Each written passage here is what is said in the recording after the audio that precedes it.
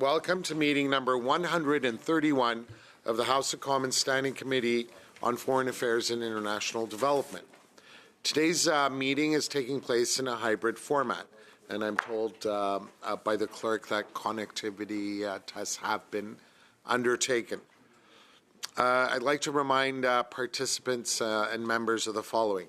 Please wait until I recognize you by name before you speak. All comments should be made through the chair. Now, members, please do raise your hands if you wish to speak, whether participating in person or via Zoom. The clerk and I will manage the speaking order as best we possibly can. Now, pursuant to the order of reference of Wednesday, June 5th, 2024, the committee is resuming consideration of Bill C-353, Foreign Hostage Takers Accountability Act. We will begin the clause-by-clause consideration of the bill. With us today, we have many experts, and we're very grateful to all of them for having appeared before us. From Canada Border Services Agency, we have Mr. Derek Janhevich, the Director of Inadmissibility Policy. We have Mr. Scott Nesbitt, the General Counsel from the Legal Services Branch. We have Mr. Jeff Robertson, Manager of the Inadmissibility Policy Division. From the Department of Finance, we have Mr. Jeremy Weil, the Senior Director of Financial Crimes Governance and Operations. And from the Department of Foreign Affairs, Trade and Development, we're grateful to have back with us Mr. Vaskin Kabayan, who's the Acting Executive Director for Sanctions Policy and Sanctions Outreach, Compliance and Enforcement. We also have from the department Mr. Toby Schwartz, the Director of Consular Policy. I apologize, Ms. Schwartz. Terribly sorry about that. Ms. Schwartz is the Director of Consular Policy, Arbitrary Detention, and Hostage Affairs. We also do have Ms. Rochelle Smuckham, who's the Deputy Director, Emergency Management Policy and International Critical Incidents. And from the Royal Canadian Mounted Police, we're grateful to have with us Chief Superintendent Dennis Baudouin, the Director General of Federal Policing and the National Security Division. Last but certainly not least, we're also grateful to have with us here today two legislative clerks. We're honored to have Mr. Jacques Maziad and Madame Michelle Legault with us for their guidance. Now, I'd like to provide members of the committee with a few comments on how committee will proceed with the clause-by-clause consideration of Bill C-353. As the name indicates, this is an examination of all the clauses in the order in which they appear in the bill. I will call each clause successively, and each clause is subject to debate and a vote. If there are amendments to the clause in question, I will recognize the member proposing it, who may explain it. In addition to having to be properly drafted in a legal sense, amendments must also be procedurally admissible. The chair may be called upon to rule amendments inadmissible if they go against the principle of the bill or beyond the scope of the bill, both of which are adopted by the House when it agrees to the bill at second reading, or if they offend the financial prerogatives of the Crown. Amendments have been given a number in the top right corner to indicate which party submitted them. There is no need for a seconder to move an amendment. Once moved, you will need unanimous consent to withdraw it. During debate on an amendment, members are permitted to move sub-amendments. Approval from the mover of the amendment is not required. Sub-amendments must be provided in writing. Only one sub-amendment may be considered at a time, and that sub-amendment cannot be amended. When a sub-amendment is moved to an amendment, it is voted on first. Then another sub-amendment may be moved, or the committee may consider the main amendment and vote on it. Finally, if members have any questions regarding the procedural admissibility of amendments, the legislative clerks to my right are here to assist the committee. However, they are not legal drafters. Should members require assistance with drafting a sub-amendment, they must contact the Legislative Council. I thank the members for their attention, and I wish us all a productive clause-by-clause consideration of Bill C-353. Before we get right into it, I would like to advise the members that thanks to the efforts of the clerk, Minister Joly has confirmed that she will be appearing on the 12th of December for 1 hour. Thank you for that. Okay, now going through the clause by clause. Now, pursuant to Standing Order 75-1, consideration of Clause 1, which is the short title of the bill, and a vote on the preamble are postponed. That's I take it that's okay with everyone. So we will go to Clause 2 now.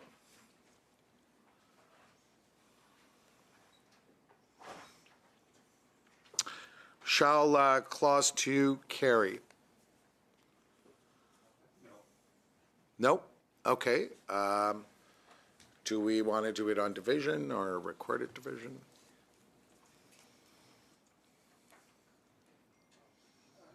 Yes, Mr. Oliphant. I think the committee will be advised that we'll be voting against all the clauses of this bill. So whatever is most expeditious probably would be helpful.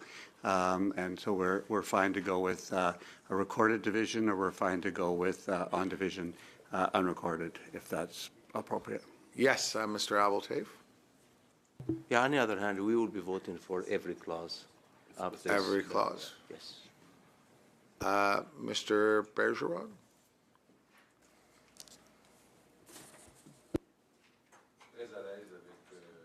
Microphone Division? on division. Pearson on division? You're okay with that? Yep. Okay. So, so for Clause 2, yes. I don't understand on division in favor of it or I think she wants to do it on division. But what, in favor or against? Yeah, sorry? In favor Yeah, or just against? whatever you In want. favor. Yeah, in favor. Yes or no, yeah. No, I think recorded. So we'll Then we'll do need it, a just do it recorded by division. show of hands, if that's okay with everyone? I believe we'll need a Yes. recorded division then. Recorded division? Yes. Okay. So shall Clause 2 carry? We're going to do it on recorded division. Mr. Algabra, Nope. Madame Chatel, Dr. Fry, No, Mr. Oliphant. No. Mr. Zuberi. No. Mr. Abultaif. Yes. Mr. Epp. Yes. Mr. Fast. Yes. Mr. Vidal. Yes. Mr. Bergeron. Oui. Mr. Bergeron. Yes. Ms. McPherson, yes. Thank you for that. 5 nays, 6 yeas. 6 yeas, 5 nays. Thank you. So it's carried on division. Okay, so now we move to Clause 3. Shall Clause 3 carry on recorded division, please? Mr. Algabra, Nope. Madame Chatel. Madame Chatel. Dr. Fry. no, Mr. Oliphant. No. Mr. Zuberi, No. Mr. Abultaif, Yes. Mr. Epp. Yes. Mr. Fast. Yes. Mr. Vidal. Yes. Monsieur Bergeron. Ms. McPherson. Yes. 6 yeas, 5 nays. Thank you for that. Now we'll go to Clause 4. Shall Clause 4 carry on recorded division? Michelle Gabra. Madame Chatel. Dr. Fry. No. Mr. Oliphant. No. Mr. Zuberi. No.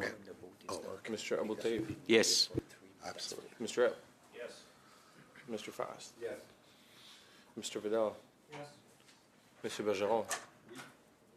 Ms. McPherson. Yes. 6 yeas, 5 nays. Thank you. So Clause 3 is carried on division. Oh, was it? I apologize. It was Clause 4. Clause 4 carried on division. So now we go to Clause 5. Shall Clause 5 carry on recorded division, please? Mr. Algabra. Madame Chatel. Dr. Fry. No. Yes, that's, that's not for, that's Clause 5.1. Mr. Oliphant. Mr. Zuberi. No. Mr. Abultaif. Yes. Mr. Epp. Yes. Mr. Fast. Yes. Mr. Vidal. Yes. Monsieur Bergeron. I'm a little bit lost here. I see that there's an amendment at 5.1. Should we not be studying the amendment before studying the actual clause? Yeah. We have to do the clauses, the amendments before we do the clause.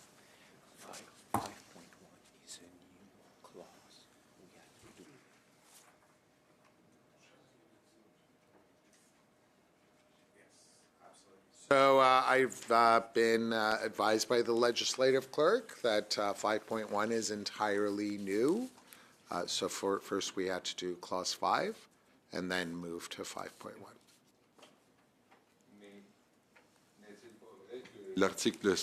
However, is it not true that Clause 5.1 might be modified by another clause, and then we might have a different decision on 5.1? If 5.1 is, modifying 5.1.1 is modifying 5.1.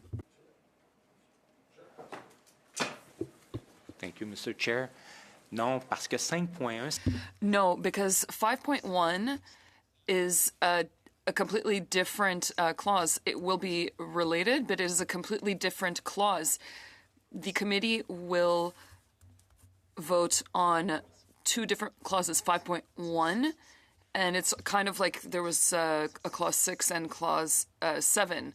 So it is actually inserted between clauses 5 and 6.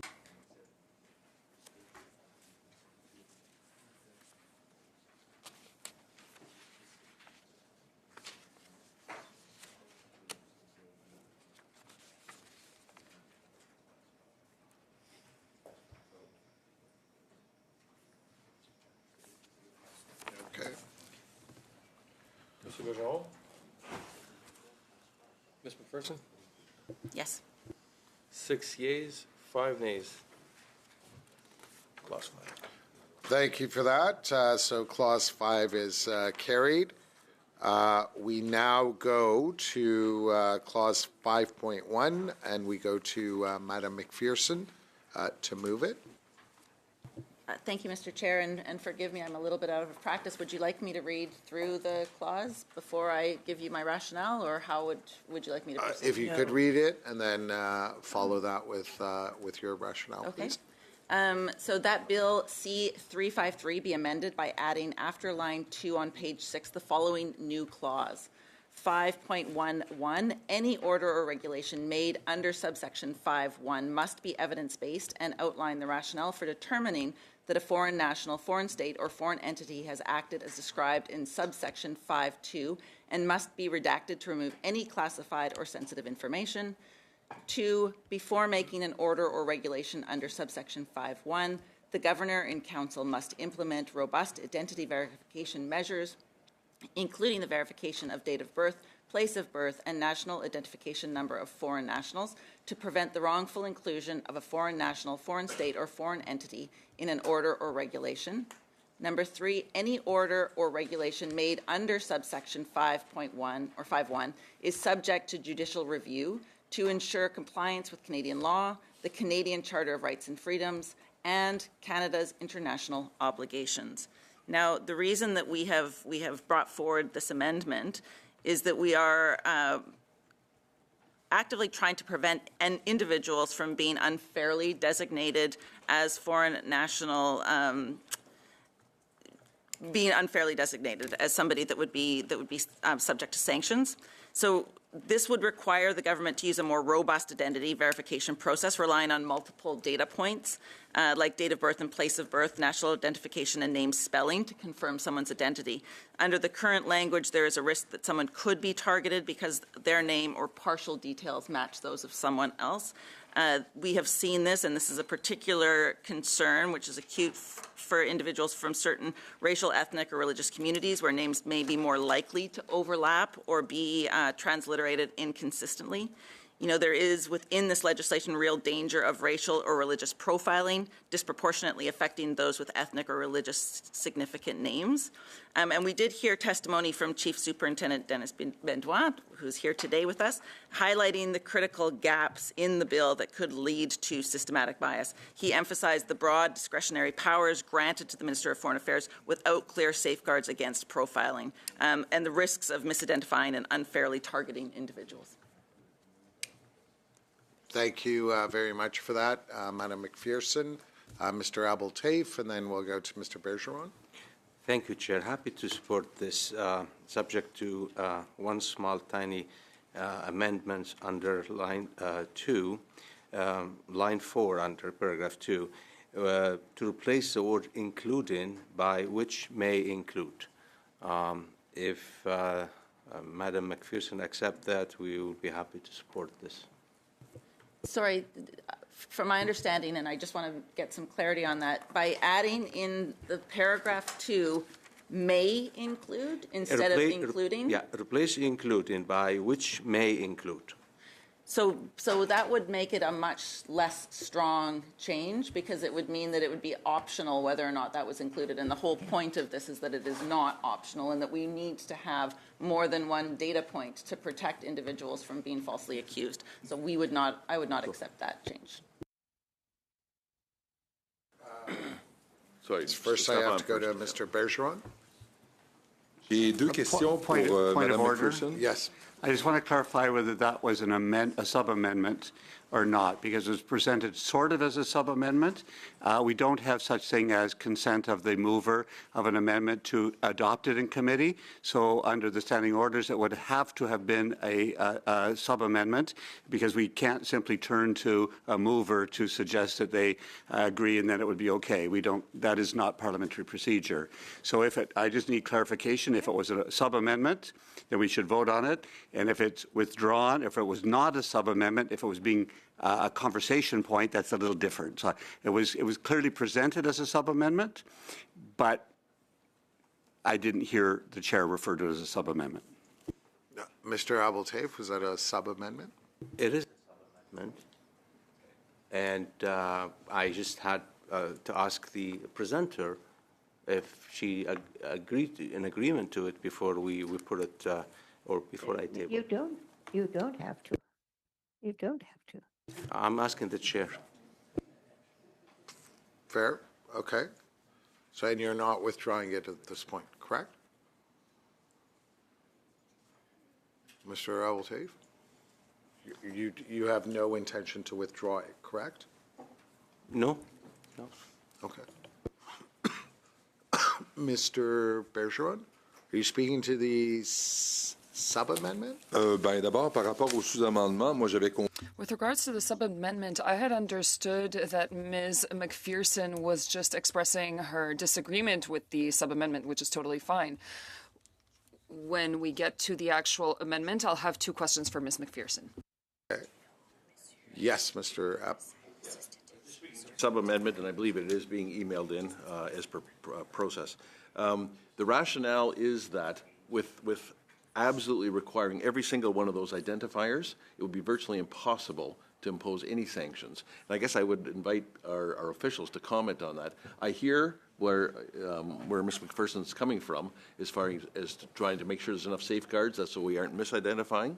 But at the same time, we also don't want to completely gut the process of sanctions. And so, I guess we are a little more reliant upon our officials to make that determination. And I guess if I could ask them to comment on that. What? Yes, Is that please. who you're posing the question to? Yes, Mr. Baudouin? Yeah, I'm happy to comment. I think my colleagues from GAC, since they're handled the sanction regime, are better placed because those are not RCMP decisions. They're government and council's decisions. So I'll turn over to the sanctions people at GAC. Yes. Thank you very much. I haven't seen a copy of the amendment, if I could take a look at it as well. But if I recall correctly what Madam McPherson had suggested, currently under our sanctions regime, we do robust identification as much as we can. So we do look for all sorts of biographical information, but all of our information is from open source evidence, and if it's not available under open source, then we cannot obtain that information. It would also make a bit of a difficulty in some cases to obtain certain types of biographical information from other countries who are obviously not going to be cooperating with us in terms of providing that information. Again, I haven't seen the full amendment, and if I have a chance to review it, I can provide further guidance. Yes, Mr. App. Of information which are either mandatory or not are date of birth, place of birth, and the national identification number. And I would assume that the national identification number would be the hardest one to get from an uncooperative other government. So my question is, through an order in council, through the imposition of sanctions, have you ever been able to get all three? Or how often are you able to get all three in order to impose sanctions? We do have some, again, we use open source intelligence. Right. So I have seen occasions where we've had all three, very rarely though. Okay. It is highly unlikely that we are able to obtain through open source information, national identification numbers, if such exists for that particular country. Date of birth, place of birth, we try to get as much as possible, or current location is probably more likely what we do get. But again, all three simultaneously would be highly problematic to obtain in every situation.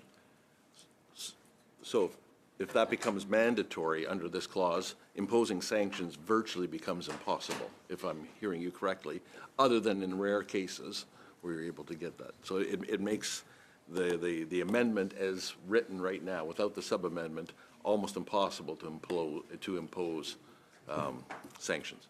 It would be very difficult for us to do so in every situation that we currently have sanctioned people.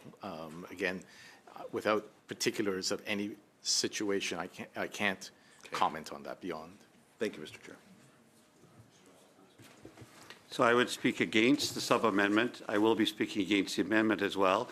Every witness we had except two indicated that this legislation was unnecessary and mostly agreed that it was also unhelpful and perhaps dangerous. So I think that by even amending it at this stage and sub-amending it to try to improve it does not improve it. It perhaps could make it even worse than it stands as it is.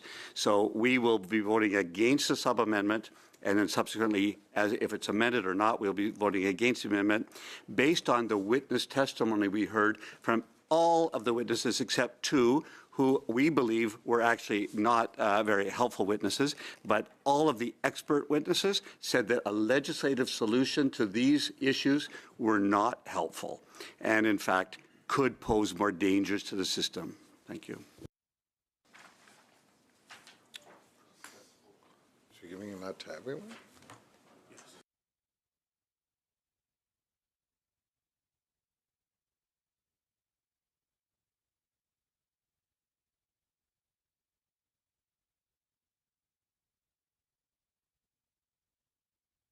Okay.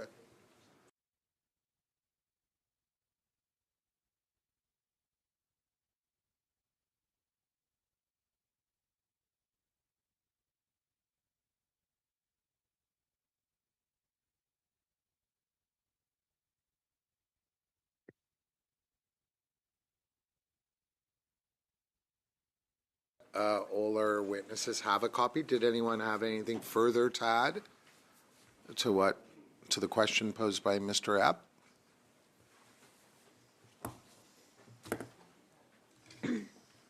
No? Oh. Okay.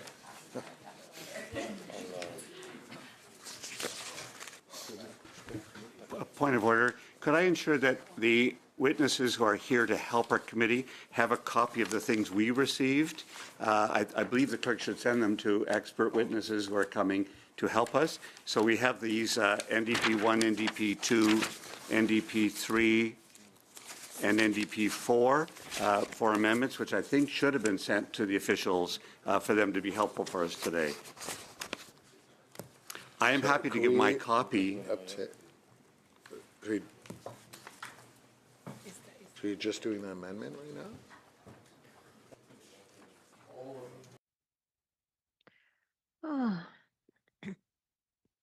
now? We might as well suspend for a few minutes before we can get things in order. Suspend it.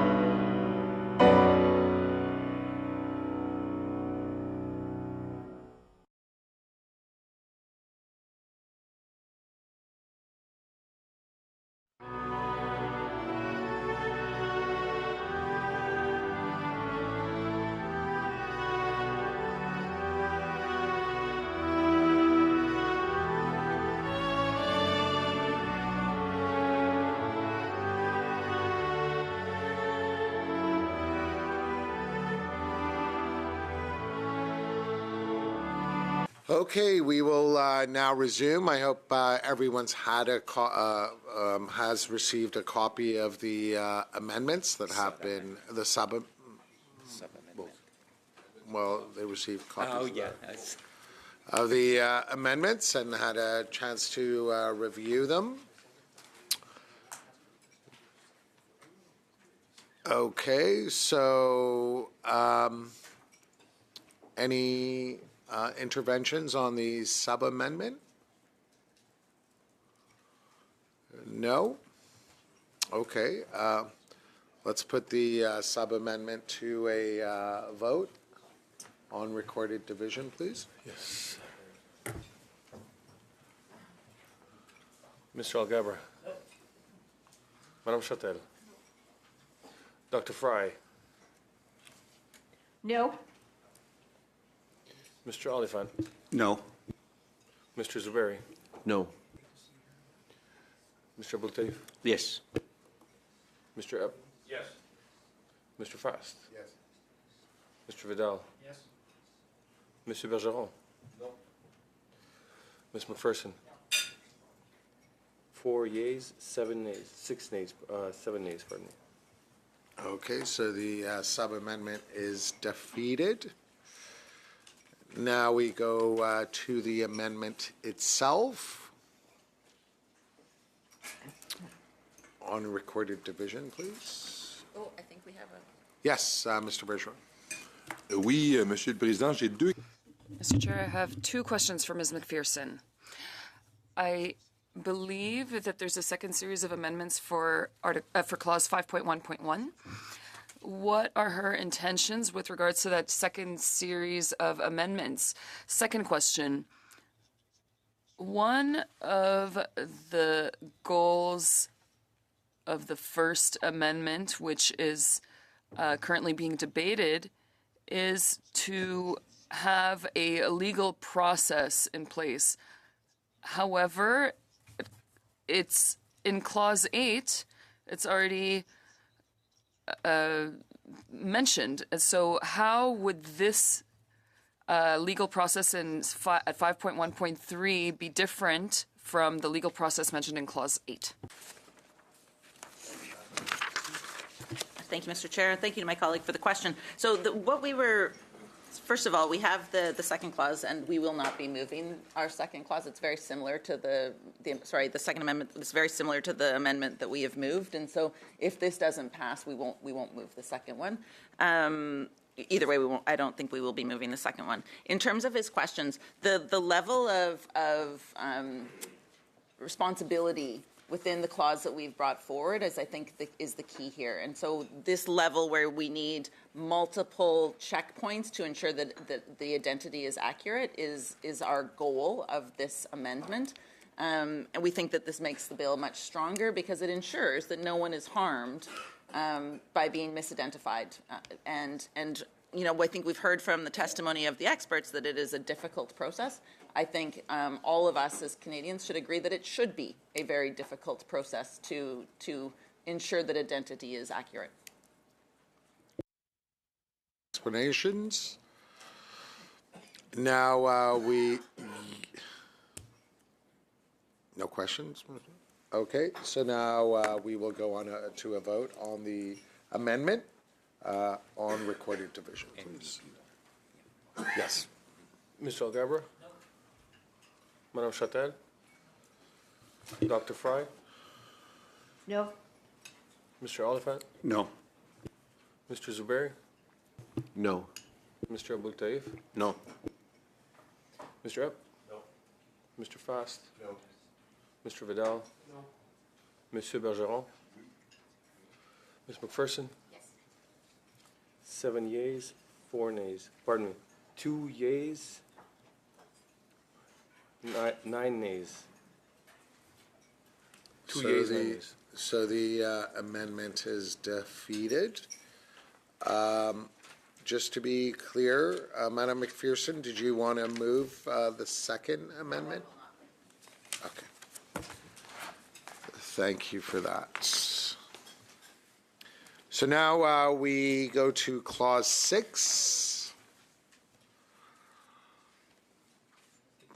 Can we vote on Clause 6 by recorded division, please? Mr. Alghabra? No. Madame Chatel? Dr. Fry? No. Mr. Oliphant? No. Mr. Zuberi? No. Mr. Abou Taif? Yes. Mr. Epp? Yes. Mr. Fast? Yes. Mr. Vidal? Yes. Monsieur Bergeron? Ms. McPherson? Yes. 6 yeas, 5 nays. Okay, so Clause 6 is carried on division. Point of order. Yes. And I don't know whether this is possible or not because I've never done it before, but I'm wondering whether we would agree to apply the vote that was done on Clause 6 through Clause 7, 8, 9, 10, 11, 12, 13, 14, 15, 16, 17, up to 18 and including 18, with Liberals voting against. Is everyone in favor of proceeding that way? Yes. Clause Yes. 6 through 18, yeah. That's okay? Yep. Okay. Votes for all of those? Yeah. So for all of those clauses, if we could do it on recorded division, please? No, we're On back. application, yes. I think it would be helpful then if the parties declared where they stood. Stood on, yes, on Clause 6 first, and then we will apply that. Clause 7. Clause 7, my apologies, yeah. It'd be helpful if each party stood and said, we agree to apply the vote of Clause 6 for votes 7 to 18 with our party voting X. Yes. Okay, yes, please, if we could do that. Mr. Alghabra? No. Oh, it's good. We're going by party, so All of that will say like, that we would request that we apply the vote from Clause 6 to vote 7 through 18 inclusive, and the Liberals will vote no. Yeah. Conservative agree to carry the votes from, to carry the votes, the result of Clause 6 for 7 till 18, and we vote yes. Abel-Tafe, Mr. Bergeron? Je suis d'accord avec le fait d'appliquer les votes. I agree to applying the votes on paragraph 6 and for 7 to 18, and I will vote in favor. And I also agree to apply the vote, and voting for Clause 6 through 18, I will be voting yes. Thank you. So that means clauses 7, clause 8, clause 9, clause 10, clause 11, 12, 13, 14, 15, 16, 17, and 18 are carried on division. So now we go to clause 19. Madam McPherson, did you want to move a motion? Yes, thank you, Mr. Chair. So for the amendment that we're bringing forward, it is that Bill C-353 in Clause 19 be amended, A, by replacing line 3 on page 11 with the following: can't, confirming the error, and provide the applicant with written reasons for the determination, or B, by replacing line 5 on page 11 with the following: to the applicant of the determination that includes the written reasons for the determination, the evidence and criteria relied on, subject to restrictions in the interest of national security, and the rules of evidence applied.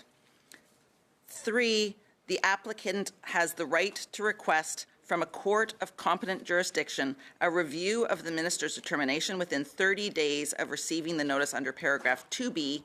The court must issue a decision within 30 days of receiving the request. Now, Mr. Chair, the reason that we have brought this forward is to help with the appeal process for false appointments of mistaken identity. So we know already that there have been challenges with this process. The appeal process to ensure that there's a fair and timely way for individuals to challenge their designation if they believe it to be unjust is important. Being labeled a foreign national under this bill could mean severe restrictions on one's rights and resources, and providing a pathway for appeal through an independent tribunal ensures that people have recourse to correct errors and to defend themselves. And without this amendment, the bill risks violating the principles of due process and justice. Thank you. Thank you. Did anyone want to speak to that? Okay, if we'd like to vote on the amendment then, on recorded division. Mr. Alghabra? No. Madame Chatel? No. Dr. Fry? That's a no. no, Mr. Oliphant? No. Mr. Zaveri? No. Mr. Abel-Tafe? Yes. Mr. Epp? Yes. Mr. Fast? Yes. Mr. Vidal? Yes. Mr. Bergeron? Oui. Ms. McPherson? 6 yeas, 5 nays. So the amendment carries on division. Now we go to Clause 19 itself. As amended. As amended, correct? As amended. Did anyone want to speak to that? Everyone's good? Okay. Could we proceed with a vote? Recorded division? Mr. Alghabra? No. Madame Chatel? Dr. Fry? no, Mr. Oliphant? No. Mr. Zuberi?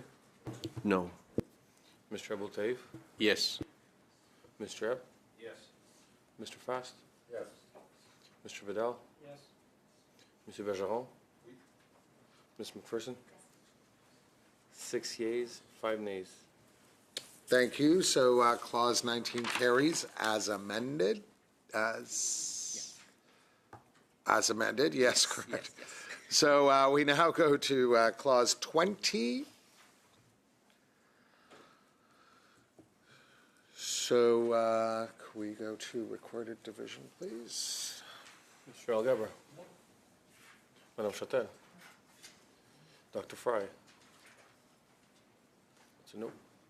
No? Mr. Oliphant. No. Mr. Zuberi. No. Mr. Abul Taif. Yes. Mr. Epp. Yes. Mr. Fast. Yes. Mr. Vidal. Yes. Monsieur Bergeron. Ms. McPherson. 6 yeas, 5 nays. Thank you. So Clause 20 carries on division. So now we proceed to Clause 21. Madam McPherson, I understand you have an amendment. I do, Mr. Chair. Thank you. So our amendment for this is that Bill C-353 in Clause 21 be amended by deleting the lines 26 to 30 on page 11. And the rationale for that is that we think it is important that the removal of the section authorizing monetary rewards for information leading to the release or repatriation of hostages or detained individuals is in place. You know, we spoke to experts from organizations like Amnesty International, the International Civil Liberties Monitoring Group, and they identified some serious concerns that this approach, despite its goals, could inadvertently incentivize hostage-taking. Bad actors may orchestrate hostage situations to extract payments. You know, in our last meeting, witness Laura Simons from Hostage International also raised current concerns about individuals taking advantage of monetary rewards while being complicit in the hostage-taking itself. This unintended consequence has been observed in other contexts where reward systems have been implemented, ultimately undermining international human rights obligations and the rule of law. UN experts have raised similar alarms about the U.S. Rewards for Justice program, which this section was modeled after. The U.S. program has been criticized for violating human rights by undermining due process and encouraging actions that can lead to abuses. And UN Special Rapporteur Alina Duhan explained that offering monetary rewards can lead to forced cooperation, denial of due process, and even violations of fundamental rights, such as freedom of movement and the right to work. And it's for that rationale that we would like to bring forward this amendment. Thank you, Madam McPherson. MP Oliphant. While I appreciate the sentiment of the danger of that particular clause in the amendment, both those witnesses that were referred to by Ms. McPherson also stated in its entirety the legislation was both dangerous and unnecessary. So if we go through their actual testimony, both from Ms. Simons from the Hostage International and Mr. Tim, I forget his, McSorley, whom I know, from the International Civil Liberties Monitoring Group. Both of them were very clear that there was no necessity for this bill under legislation, and also had many dangers. So for the precise reason that I'm listening to the witnesses that were cited, we'll be voting against this amendment. Thank you, Mr. Oliphant. Now we'll put the amendment to a vote on recorded division, please. Mr. Algebra. Madame Chatel. Dr. Fry. No? Mr. Oliphant. No. Mr. Zuberi. No. Mr. Abul Taif. No. Mr. Chung. No. Mr. Epp. No. Mr. Vidal. No. Monsieur Bergeron. Ms. McPherson. 2 yeas, 9 nays. So the amendment is defeated. Now we go to Clause 21. We will do it on recorded division to see if it carries. Mr. Algebra. Madame Chatel.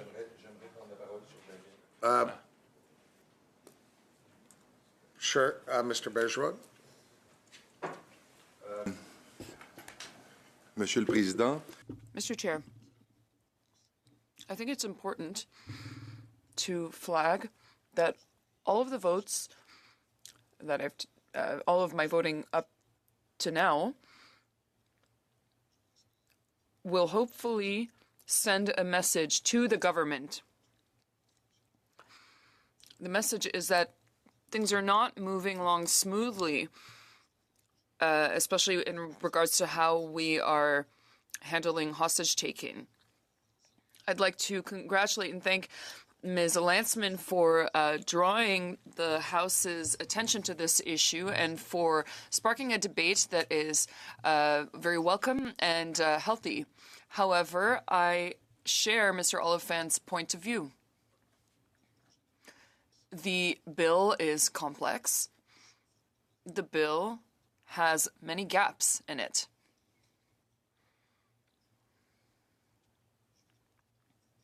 Therefore, I will be voting against Clause 21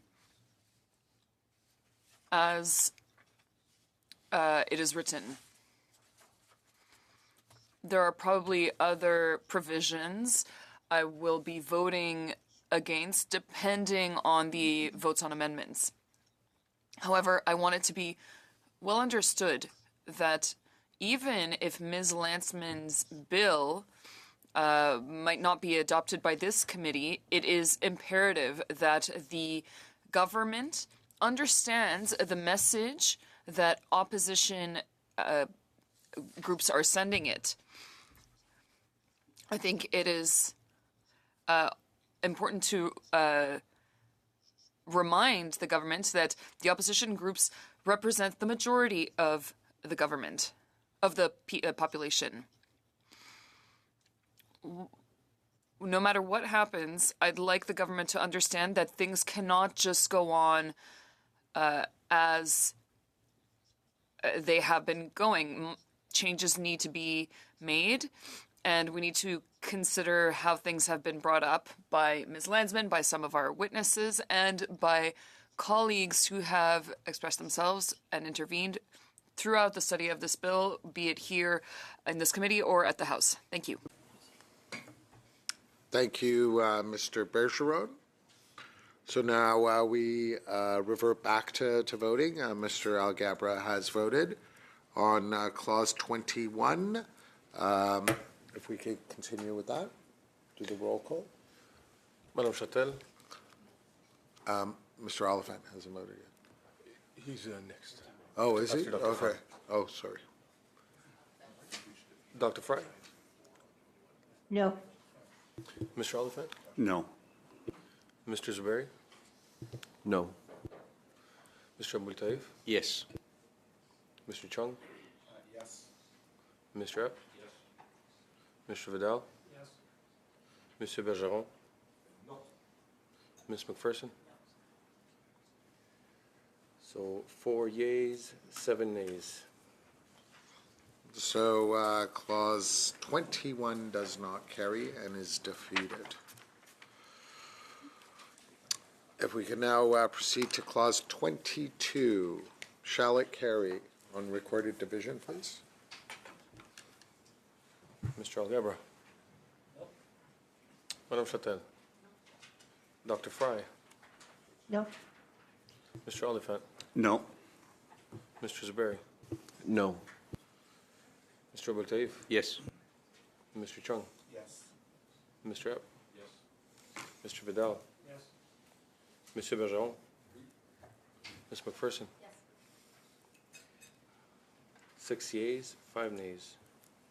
So Clause 22 carries on division. We now proceed to Point of Clause order. 20. Yes. I'm going to try, and Mr. Bergeron may have a concern about this, but to apply the vote from Clause 22 to Clauses 23 through 27. Okay, we'll do each one individually? Fine. Okay. Oh, it's nice. to try to So go a we little now go to faster, but, Clause yeah. 23 on I recorded flew division. overnight. Mr. Alghabra? Madame Chatel? Dr. Fry? No. Mr. Oliphant, No. Mr. Zuberi, No. Mr. Abul Taif, Yes. Mr. Chung, Yes. Mr. Epp, Yes. Mr. Vidal, Yes. Monsieur Bergeron, Ms. McPherson. 6 yeas, 5 nays. So Clause 23 carries on division. We next proceed to Clause 24 on recorded division, please. No, we've just applied. No, we didn't apply. Mr. Algabra. No. Madame Chatel. Dr. Fry. Dr. Fry? You're muted. No, no. I actually was unmuted when I said no. Mr. Oliphant. No. Mr. Zuberi. No. Mr. Abul Taif. Yes. Mr. Chung. Yes. Mr. Epp. Yes. Mr. Vidal. Yes. Monsieur Bergeron. Ms. McPherson. 6 yeas, 5 nays. So clause carried on division. 24 now? 25? We now proceed to clause 25 on recorded division. Mr. Algabra. Madame Chatel. Dr. Fry. No. Mr. Oliphant. No. Mr. Zuberi. No. Mr. Abul Taif. Yes. Mr. Chung. Yes. Mr. Epp. Yes. Mr. Vidal. Yes. Monsieur Bergeron. Ms. McPherson. 6 yeas, 5 nays. So clause 25 carries on division. We now proceed to clause 26. Yes, Madam McPherson. Thank you very much, Mr. Chair. I believe that Clause 26 should be defeated, and I just wanted to speak to it a little bit if I could. I believe that the provision creates more problems than it solves. I think that it's necessary for this committee to vote down this clause.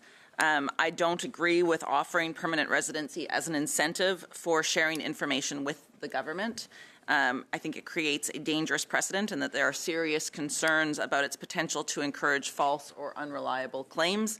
And I think it risks undermining the integrity of Canada's immigration system and could inadvertently create incentives for actions that don't address the root cause of hostage taking. Thank you. Thank you for that. Anyone else like to speak to clause 26? No? Okay, on recorded division, please. Mr. Algabra. Madame Chatel. Dr. Fry. No. Mr. Oliphant. No. Mr. Zuberi. No. Mr. Abul Taif. Vote yes. Okay. Where is Mr. Ellis? Okay. Mr. Chung? Okay. Mr. Epp? Yes. Mr. Vidal? Yes. Monsieur Bergeron? No. Ms. McPherson? 3 yeas. I haven't voted. Yes. Yes. Okay. 4 yeas, 7 nays. So clause 26 is defeated. We now proceed to clause 27 on recorded division. Mr. Algabra? Madame Chatel? Dr. Fry? No. Mr. Oliphant? No. Mr. Zuberi? No. Mr. Abul Taif? Yes. Mr. Chung? Yes. Mr. Epp? Yes. Mr. Vidal? Yes. Monsieur Bergeron? Ms. McPherson? 6 yeas, 5 nays. So clause 27 carries on division. Now, we will go to the short title of the bill. Shall the short title carry? Do we want to do that on division as well?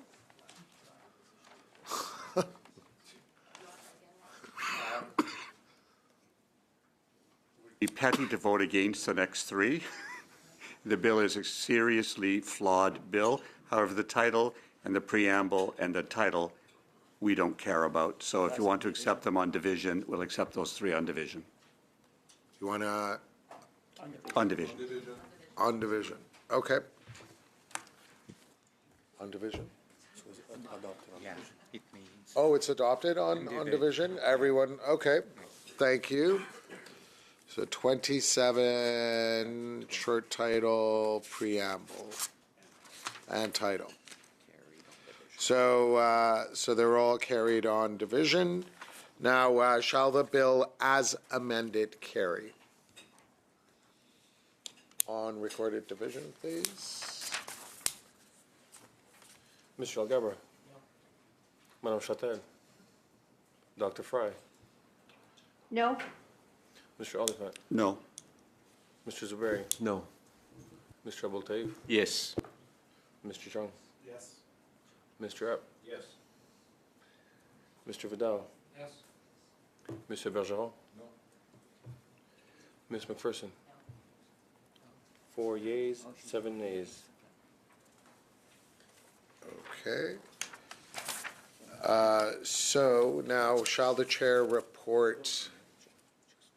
Yep.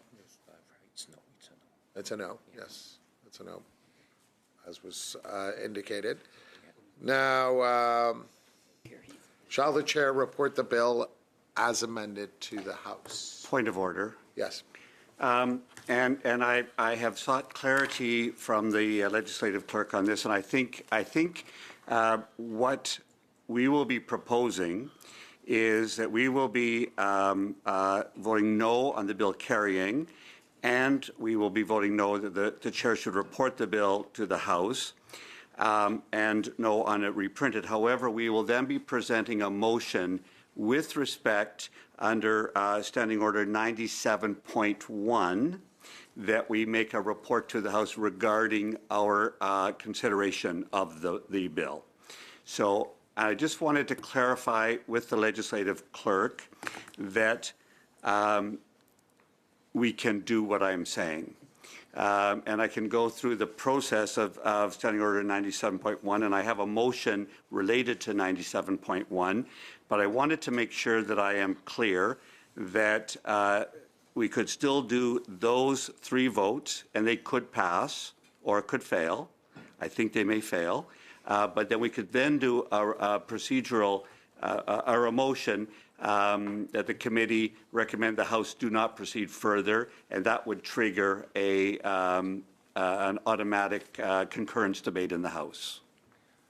Yes, if we could go to the legislative. Yep.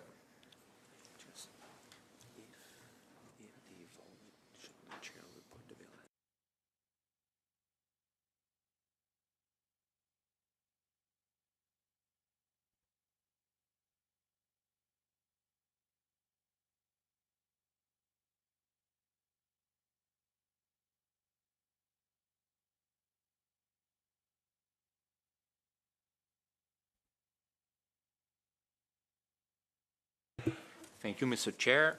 Just on your first question, it's up to the members to vote yes or no on the three last questions.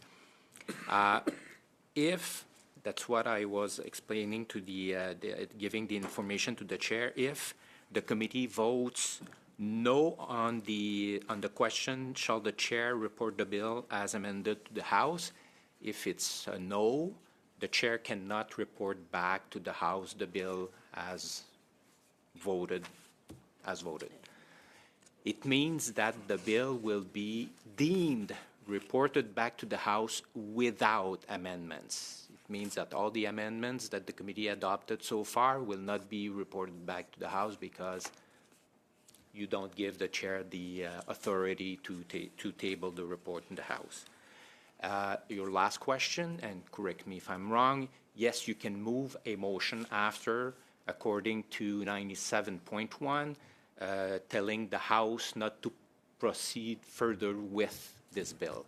And the House will decide what they want to do with that. But the chair will have to table the motion if the motion is adopted. It's a debatable motion. Could I do further to that point of order that I made? I will be very clear that I heard the point of order. We didn't get to add to the point of order that Mr. Bergeron made with respect to the objects of the bill and the concerns raised by the author of the bill and the concerns raised by a couple of witnesses that we heard. We have heard this, and I think that we could benefit from a concurrence debate on a deemed reported bill. However, we would still be very loath to not listen to the expert witnesses that looked at both the lack of the need for such a bill and also the danger in this particular bill. So we will we'll be voting no on these, but then I will be presenting such a motion under Standing Order 97.1 that will then has a process which I will explain at the next point. Thank you. Thank you. Yes, Mr. Chong.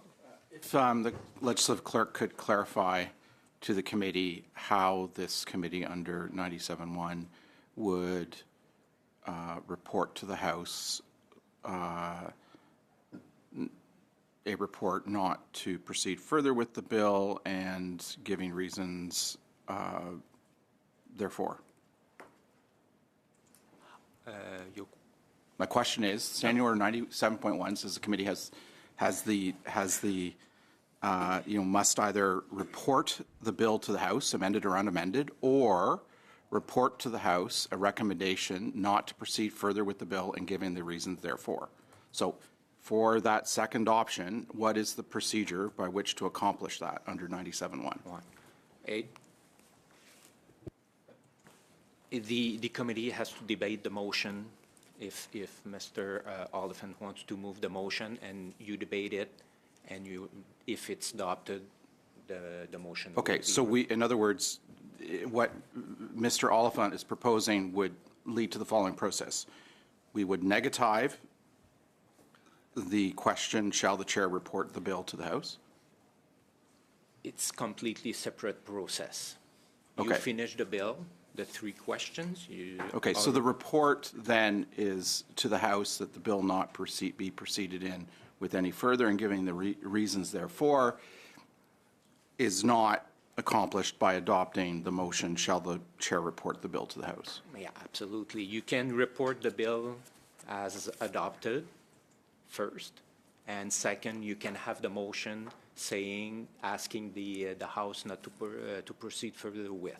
So the chair then would report two reports to the House if both 97.1, you mean? So if the question is adopted, shall the chair report the bill to the House? Yes.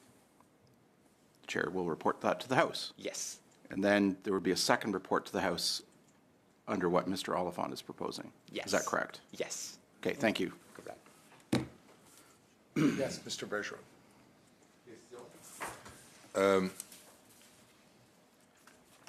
La question qui nous est posée. The question that is being asked is the following. Does the committee allow for this to go to the House as modified? Does the chair also have to report on the fact that the bill was not adopted in committee?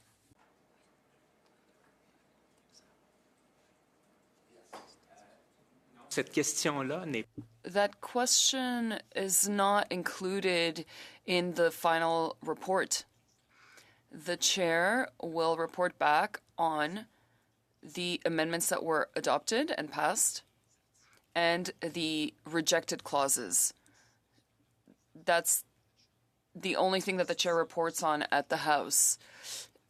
The question on whether or not the bill as such is passed, it allows the committee members to debate on the final form of this bill. So the House will not be informed that the bill was rejected in committee. The House is informed of the decisions you've made up to now, including the fact that the bill was rejected? No. That's quite strange. We have indeed had some discussions around that before, but that's the way it is.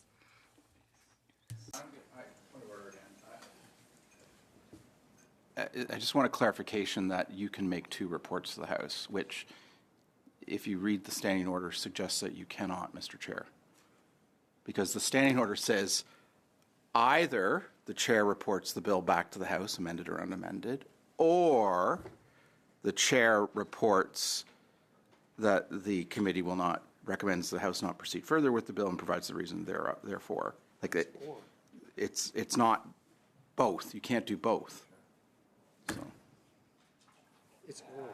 The standing order says that you can report, you have to report within 60 days, 60 sitting days. If you don't report back, it's deemed reported back without amendment.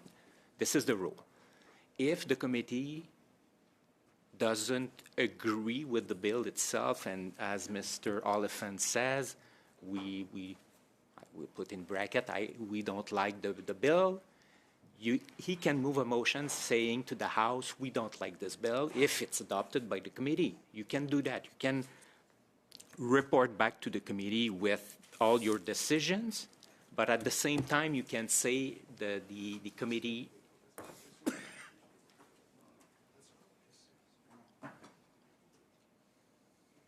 I think I came to the understanding what this is about.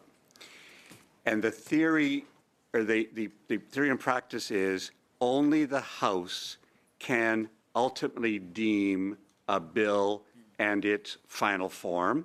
Committees cannot. Therefore, all we are doing is looking at the bill, recommending amendments to it, and reporting that we've considered it with amendments back to the House for third reading. We can't, and I think we should be able to, but we can't vote against the bill and have it not reported back to the House, because if we don't report, it's deemed reported anyway, because the House has final disposition of the bill. So, and this has been, there's some counterintuitive part to this that would say we end up voting against the bill when it comes to shall the bill carry. We vote no or yes to that, and if it's a no, it is simply reported back that we considered the bill. It's not reported back that we considered it and said no. The only way to do that is a separate motion, a separate report under 97.1. So, and I've had to really learn that because I've never had to do this one before, even as a chair of a committee. So I do have a motion ready that would allow us to report that back. On the procedure of this, what I understand is that, and I'm going to read this, the alternative method for a committee to recommend that a bill not proceed is by way of a second report to the House. Chapter 16 states that the committee is bound by its order of reference, the bill, may report the bill only with or without amendment to the House. However, there's nothing to prevent a standing committee under its permanent mandate and standing orders from presenting a separate report in which it sets out substantive recommendations with respect to the subject matter of the bill.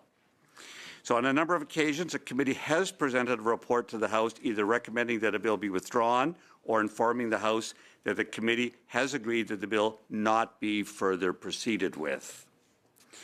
And that will be just an advance that my motion will say that. It further clarifies that in such circumstances, the final decision as to the fate of the bill lies with the House as a whole, not with us. Their function is to discharge its mandate from the House to report the bill. They've told us to look at it. We've discharged our activity. Although the process for dealing with the report in the House varies from that for report stage, it's similar and still requires an hour of debate and a vote by the full House. So this will go to the House and we'll have a time. And what I like about this is the concerns that Mr. Bergeron raised, he will get to put into a speech in the House, which then needs to be considered by the government with the flaws to our system. And that gives a chance for each committee to talk about each member of the House to talk about the problems that the bill attempted to address, but we feel the bill didn't address. So we have that time. It says, after considering a private member's bill, a committee may report to the House that it does not believe the bill should proceed further. Once the report is presented, a notice of motion to concur in that report is automatically on the notice paper. So it's not a case of you move concurrence or not. It's automatically on the notice paper. The motion stands in the name of the member who presented the report, usually the committee of the chair of the committee. No other notice of motion for concurrence can be placed on the notice paper. The motion is taken up after private members' hour on a day fixed by the speaker. The motion is deemed moved at the beginning of the debate, may be considered for not more than 1 hour. Each speech is limited to 10 minutes, no questions or comments. At the end of the hour or earlier, if no member rises to speak, the speaker puts the question on the motion. If requested, a recorded division is automatically deferred until the next Wednesday. So that's a long explanation of none of which I knew before. I had to look into this on how we do it. But that would be where I would be going with this. We will, on principle, based on what the witnesses said, we'll be voting against the bill. It will be voting, but we don't care whether the chair reports the bill, and that we don't care about it. I don't think we'll get it reprinted because I think it's going to waste money, and then we'll present another motion under 97.1. Thank you, Mr. Chong. If I'm going to make one comment, and they're going to ask you to suspend for a minute so I can consult, because this affects House business. First off, if the bill's not reported, then the unamended bill is reported back to the House. Is that correct, Mr. Chair? Okay, so there's a whole bunch of things in play here. So can we suspend for a couple of minutes so I can consult with some colleagues, because this impacts House business? So we'll go to Madame McPherson, and then we'll suspend as. Yeah, so I just wanted to clarify something that Rob had brought forward and get some. If I understand correctly, and I want to make sure I understand correctly, what will happen is nothing can happen in the House until this concurrence debate has been disposed of. So it takes precedence over. And I guess my other question is, what is the implications on a House that is currently undertaking a point of privilege and has been for a very, very long time? I would just like to understand a bit better what this actually means in the House. So we'll go to the legislative assistants. If the bill is, you give the authority to the chair to report back the bill to the House, the bill will go on the order of precedence, at the bottom of the order of precedence, and it will go up, and there will be a debate at report stage and at third reading, and there could be amendments there. If there is, you don't give the authority to the chair, next Monday, there is another option. Next Monday, the bill will be deemed reported back to the House, will be put at the bottom of the order of precedence, and it will go up, and there will be a debate at the report stage and third reading. And if Mr. Oliphant moves his motion and the motion is adopted, he explained, as he explained it, it will be reported to the House, and there will be a debate in the House on his motion. But the bill itself will still be on the order of precedence, and if his motion is adopted in the House, the bill will be removed from the order of precedence, and the bill will die. When will his motion be debated? That's the clarity I need. It's I think it's the speaker with the whips, I think, will decide a time to debate that. Sorry to interrupt, but does that mean that there can be no other concurrence debates prior? Does that mean that there can be no other debates on the point of privilege? What does that do no, to it's that? not related. It's completely separate. So there could be other concurrence debates brought forward this afternoon or whenever? On other items, you mean? Yeah. Yeah, absolutely. Yeah, I know this point of order. There's been references to this motion. I have not seen the motion, so I'd like to have a copy, Mr. Chair, of the motion that we are supposedly going to debate here in committee. I will. I would like, after we suspend, I'll be able to finalize the motion because I actually didn't know what would happen in this debate. So we will have a copy of the motion, which we can distribute in both languages. I would just say, remember, it won't be my motion in the House. It'll be the report of the committee, which was because I moved it. It's not going to be my motion in the House. It'll be a report. So really, there's going to be two reports, maybe two reports. There's going to be two reports. There's either a report from the chair or a deemed report. It'll be deemed reported back based on the bill itself. So the House is going to deal with the bill based on either a report from the chair or, if he doesn't report, a deemed report from the committee. And if the motion I present passes, there will be a separate motion that says we would have not an immediate, a concurrence debate on a report from this committee that's automatic. Most committee reports, someone needs to move concurrence to bother debate. And so we've had a lot of those lately. But we wouldn't have, you can't then move a concurrence debate. It's automatic, but it happens when the speaker talks to the whips about House business and House leaders, and it's in consultation. I finally figured that out. Does not interfere with other business. It's pretty private members' business. So, Mr. Chair, I ask that we not come out of suspension until we have a copy of the motion. Thank you. We'll suspend for a good 10 minutes to allow that to occur as well. Committee stands.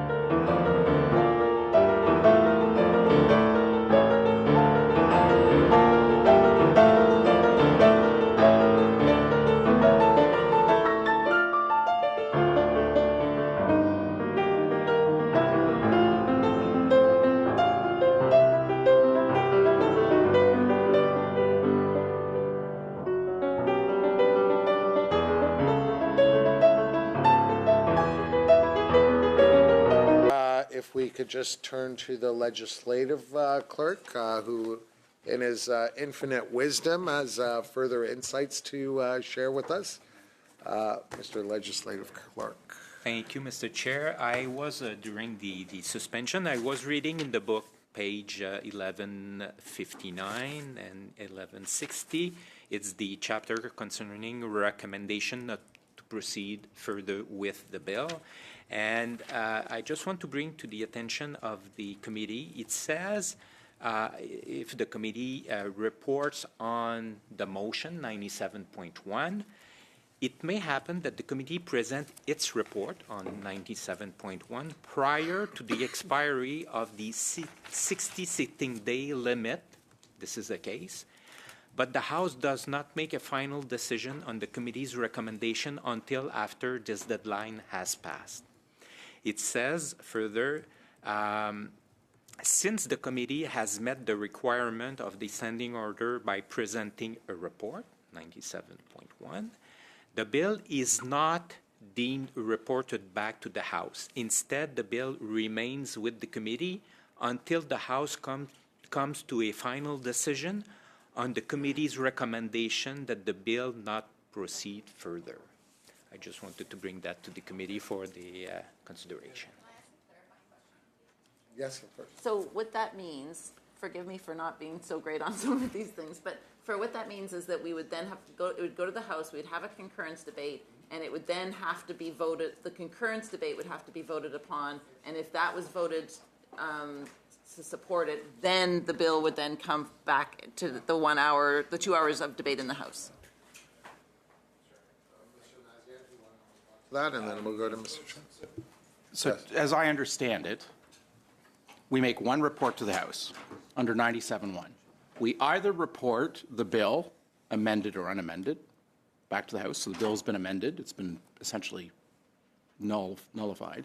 So we either report the null bill back to the House, or we adopt Mr. Oliphant's motion here and report that back to the House. Not both.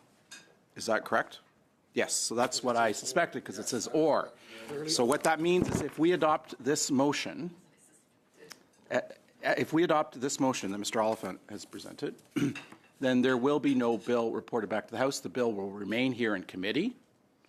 At some point, the House will move, somebody could potentially move concurrence in this.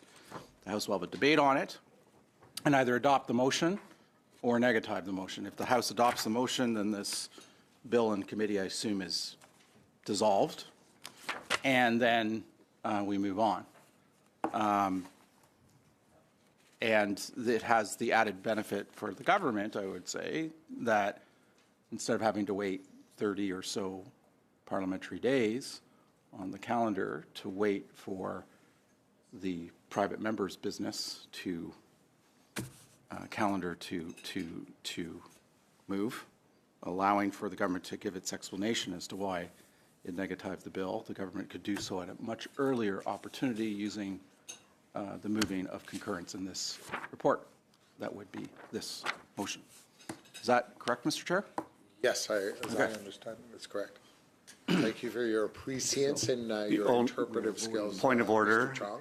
The only thing I would say is I don't think that is of any advantage to government or opposition. I think that is due process. So I just would counsel us not to say that somehow the government would gain from that or lose from it. I don't think opposition would gain from or lose from it. It is due process. Thank you. Fair enough. Yes, Mr. Bergeron. Si je puis simplement. I'd just like to give my opinion.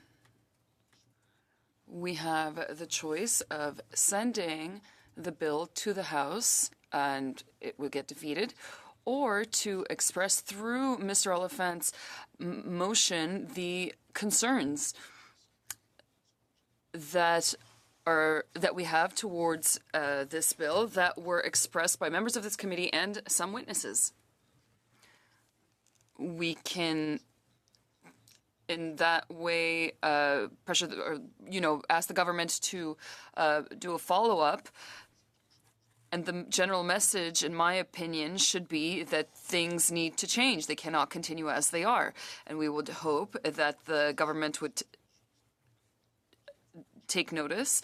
But if we just defeat this bill in the House, then we don't have the opportunity to send a message to the government. I think we have a golden opportunity here to send a very direct message to the government through Mr. Oliphant's motion. This motion is, despite being flawed, the best way to do that, in my opinion. Yes, Madam McPherson, and then MPL. I just wanted to maybe push back a little bit with my colleague, Mr. Bergeron, on this, because while I agree with him that I do want the opportunity for us to talk about why this bill didn't pass, but why it also illustrates some of the needs that the government needs to address. My challenge is we already do have that opportunity within the private member's business, where there will be 2 additional hours of debate where we are able to talk about why we can or cannot support this bill, and in that place also talk about why or what the government needs to do to address the challenges that this bill attempts to address. So the reason I would prefer the option of under 97.1 is because I actually think that committee work is important. And I think if we allow it just to go either unreported as deemed reported or with a not a clear statement from this committee, we're not valuing the committee work. And I think what we have the advantage of is having had a number of meetings, many witnesses who told us things. And I think that the House would like to hear from us, not just as individuals speaking in the House, but I think it values our work. So as such, I will now move this motion. And I know it's jumping the queue, but I believe it's in order that I can move this motion, that the committee, pursuant to Standing Order 97.1, recommend that the House of Commons do not proceed further with Bill C-353, an act to provide for the imposition of restrictive measures against foreign hostage takers and those who practice arbitrary detention in state-to-state relations, and to make related amendments to the Proceeds of Crime, Money Laundering, and Terrorist Financing Act, and the Immigration Refugee Protection Act, because the overwhelming majority of witnesses appearing before the committee have raised serious concerns with this legislation, have indicated that it is not necessary at this time and that it may have unintended consequences. This does not negate the objectives of this bill, and the committee draw the concerns of the bill, the concerns the bill is attempting to address, to the attention of the government, and that the chair present the report to the House. Did anyone? Yes, Mr. Bergeron. La première explication qui nous a été donnée. The first explanation that was given to us by the legislative clerk was that both things would happen. There would be a report on the bill at the House, and there would be a report as following Mr. Oliphant's motion. Now I understand that this is not the case. Correct, Mr. Bergeron. Anyone else want to speak to this? No, having had an opportunity to speak to everyone, then at this juncture, I would just like to thank the 2 legislative clerks. Do we want to proceed with the vote? Yeah? Yes. Okay. Yes, it's a vote on the floor. So let's do it on recorded division. Mr. Algeber? Yes. Madame Châtel? Dr. Fry? Yes. Mr. Oliphant? Yes. Mr. Zuberi? Yes. Mr. Abou-Taif? No. Mr. Chung? No. Mr. Epp? No. Mr. Vidal? No. Monsieur Bergeron? Oui. Ms. McPherson? No. 6 yeas, 5 nays. So the motion carries. So at this juncture, would like to thank the two legislative clerks who've been very, very helpful. I think it's also fair that we thank the committee clerk as well, who did the most of the hard work today, making sure that there were recorded division for most of the votes. Yes, Mr. Mershon. J'aimerais que vous m'éclairiez sur ce qui... I'd like you to give me more clarification on what we'll be doing on Thursday. According to the schedule, we were meant to start the study on Latin America, but we do not have a work plan. I don't know where we're at with regards to drafting the report on Iran. I don't even think that we've given any guidelines to our analysts for the Iran report. I don't know where we're at on the report on Palestine, so I really don't know what we're going to be doing on Thursday. So on the report on the two-state solution, as was indicated previously, we will be hearing from the analysts on December 5th. Sorry, December, what day would that make it? So we should, December 10th and 12th. No, but when are we getting the actual report? The report should be delivered this Friday. This Friday. So this Friday, we will receive the report. As for the Latin American study, we're going to be starting. We're going to be hearing from officials on Thursday. However, we have yet to have an opportunity to go through the scoping exercise that the analysts have put together. So we will discuss that. If everyone agrees here, we can set aside 20 minutes for committee business as well to discuss the other issues that you've raised. Is that okay with everyone? Yes. Clarify. So what do we have this Thursday? Latin American study. Okay. We start with officials. And then next week, Tuesday? Next week, Tuesday, we go with the two-state solution. Okay. And then next week, Thursday, we have an hour with the minister?